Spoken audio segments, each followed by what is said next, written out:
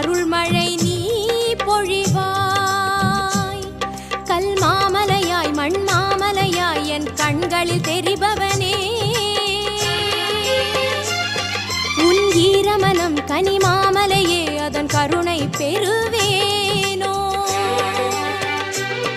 கல் மாமலையாய் மண் மாமலையாய் என் கண்களில் தெரிபவனே, உன் ஈரமனம் கனி மாமலையே அதன் கருணை பெறுவே.